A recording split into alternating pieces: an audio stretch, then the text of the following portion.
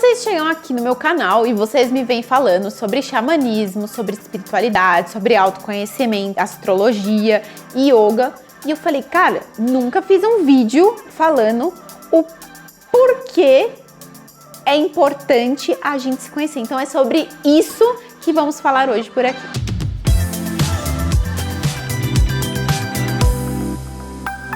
Pois é, né? Estava eu aqui no dia do quadro Aquariane Conta e pensando aqui com os meus botões no sofá da minha nave, o que eu vou falar para esse povo?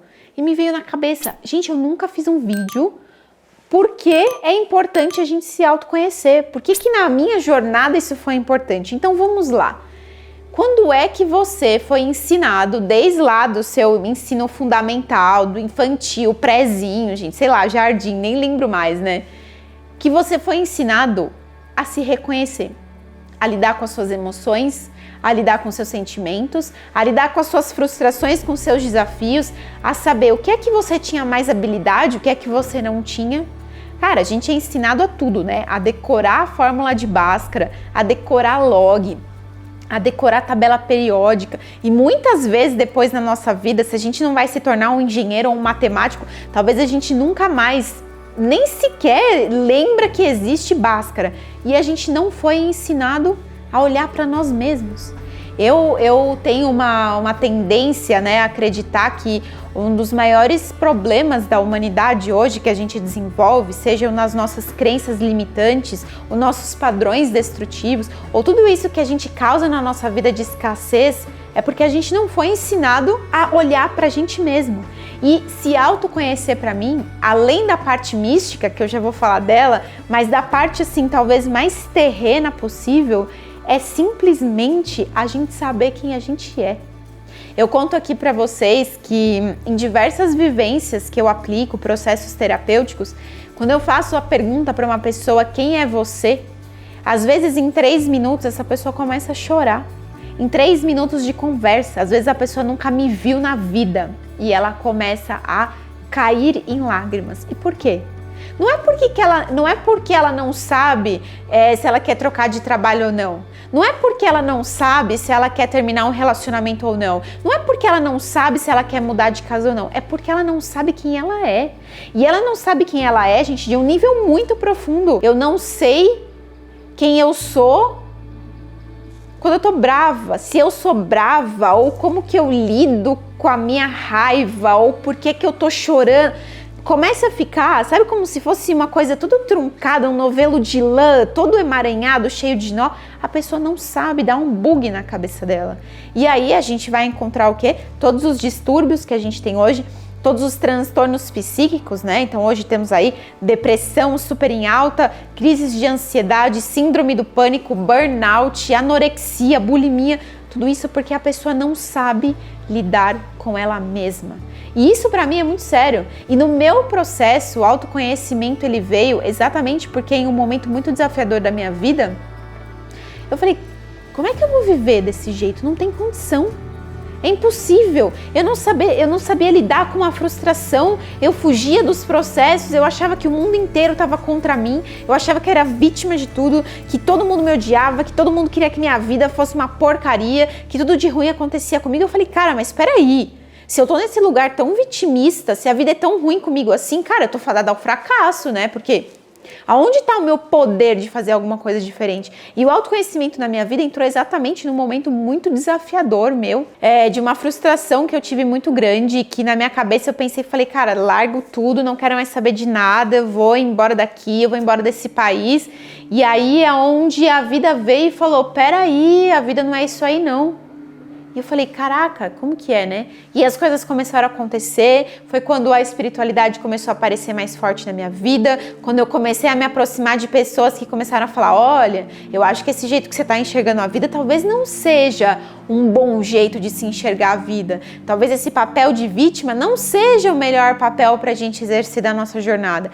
E foi começando a entrar dentro de mim, na verdade, a frequentar a escola que sou eu, a escola que habita dentro de mim, que eu comecei, então peraí, talvez eu esteja entregando o meu poder para outras pessoas, talvez eu esteja dando o meu poder para outras pessoas e tô perdendo a chance de fazer algo da minha vida, de criar a realidade que eu desejo viver. Gente, diversas vezes as pessoas me falam, ai, é muito místico criar a realidade que você deseja viver. Não, cara, não tem nada de místico nisso.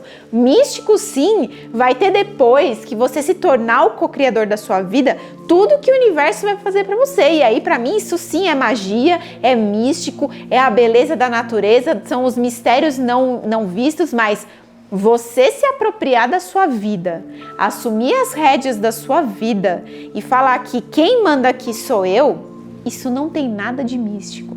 Isso se chama autorresponsabilidade. E o processo do autoconhecimento, para mim, ele leva a gente exatamente para esse lugar. A gente se tornar responsáveis pela nossa própria vida. Sim, isso causa desconforto muitas vezes quando as pessoas me escutam falando. Quando a gente está no começo da nossa jornada, quando a gente está começando a trilhar o caminho, dá raiva de escutar isso sim, porque é muito fácil apontar o dedo.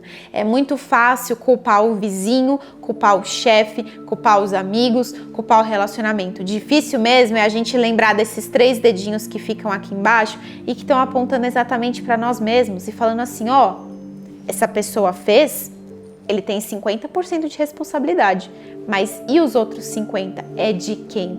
É seu.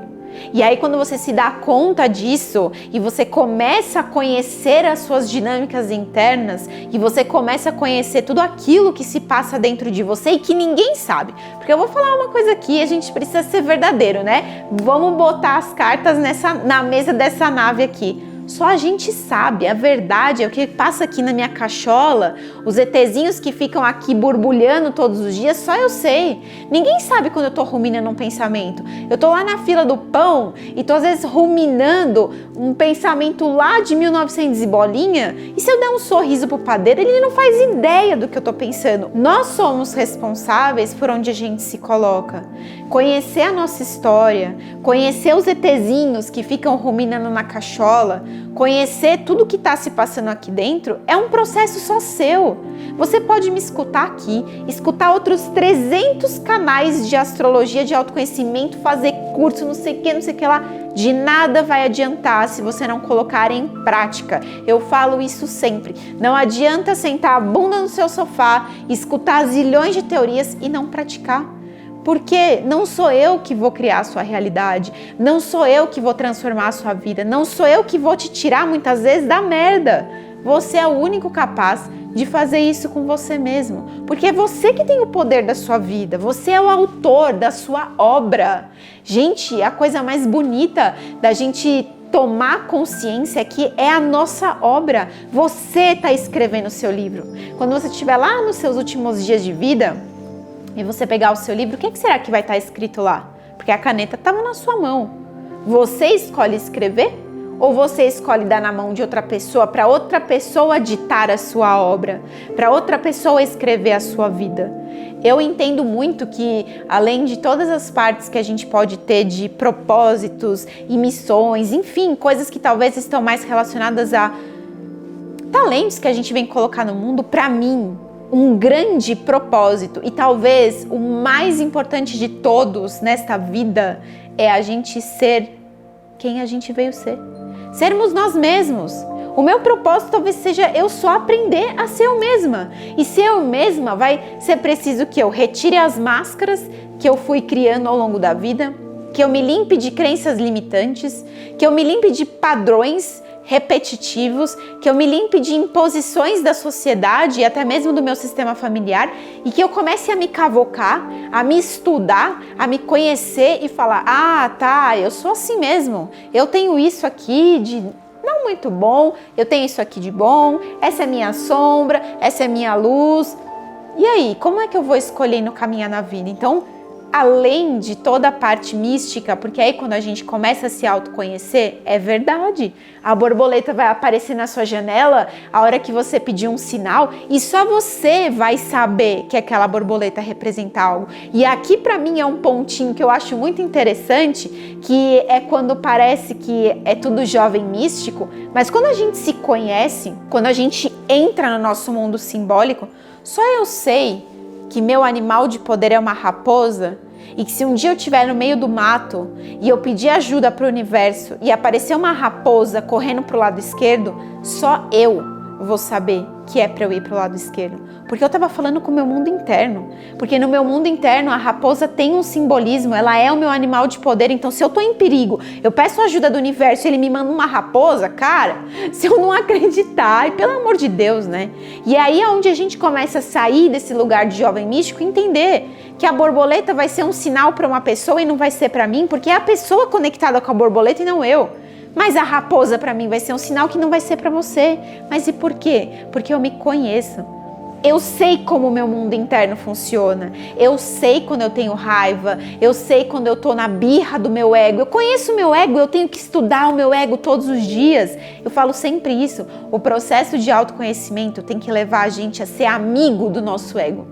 O ego não foi feito para matar. Eu já ouvi diversas pessoas falando, tem que matar o ego, tem que morrer o ego. Cara, se morrer o ego, morre você. A primeira coisa, porque o ego é nossa identidade. O ego aqui é aquilo que difere. Eu, Aline, de você, Bruna, de você, João, de você, Camila, de você, Rodrigo.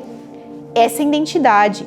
O que a gente precisa saber fazer, e o processo do autoconhecimento nos leva exatamente a isso, é você se tornar um amigo do seu ego. O ego tem que estar a seu serviço, não você escravo do seu ego. É você saber para que ele serve, é firmar sua identidade e falar, então tá. Um ego bem definido, gente, um ego bem estruturado, é a sua identidade nessa terra. Mas o que a gente tem? A gente tem mais uma população doente, uma humanidade doente, em que a sua alma se torna escravo do seu ego. E aí você tem um ego manipulador, um ego controlador, um ego egoísta, um ego que não consegue olhar a vida de maneira mais ampla porque ele só está preocupado em se nutrir daqueles desejos egóicos, daqueles desejos egoístas e ficar no orgulho e eu sou o melhor e a competição. É daí que vem tudo isso. Mas quando eu me conheço, eu vou olhar aquele dia que eu senti inveja da minha amiga e eu vou parar e vou falar, ai Aline, caramba, hoje é dia de tomar chá com a sombra, né? Hoje é dia de abrir a portinha da nave e deixar a sombra sentar aqui, porque apareceu, né? Apareceu ali um pontinho da inveja da amiga, então vamos trocar uma ideia, vamos integrar, vamos entender o que é que fez eu sentir a inveja. Por que meu ego gritou naquela hora? Diferente de eu falar, não, imagina, não tem inveja, a culpa é dela. Entendem o processo? E é por isso que a autorresponsabilidade, ela tá aqui, ó, de mãos dadas com o processo do autoconhecimento. Você não entra na jornada do autoconhecimento se você não dá as mãos para a responsabilidade. Se não é o que eu chamo dos atalhos da espiritualidade, dos atalhos, né, do autoconhecimento, que é aquele momento que a gente... Quem nunca, gente, pelo amor de Deus, quem nunca começou o seu processo de espiritualidade e autoconhecimento e quis mudar a vida de todo mundo? Quero arrancar a televisão de todo mundo da minha casa, quero falar que todo mundo tem que sentar todo dia de manhã e meditar 10 minutos. Faz parte da nossa jornada, faz.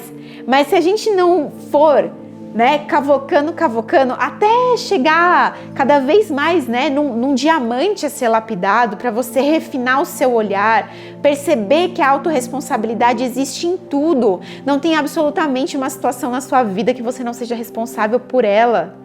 E aí a gente começa a falar, opa, então acho que a vida tem muito mais do que eu imagino. Então se eu estiver aqui reclamando de uma situação de merda, significa que eu também tenho a responsabilidade por sair dela se eu quiser. E se eu continuar aqui, a responsabilidade também é minha. É doído escutar isso. E é doído quando a gente toma essa consciência e a gente percebe que isso é real, mas é a verdade.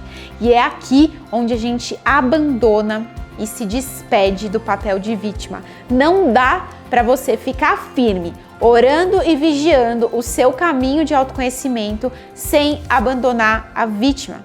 A vítima nos tira, não esqueçam disso, a vítima nos tira do nosso processo de autoconhecimento, porque ela vai botar um monte de máscaras que a gente vai se afastar da autorresponsabilidade e vai ficar num papel ilusório.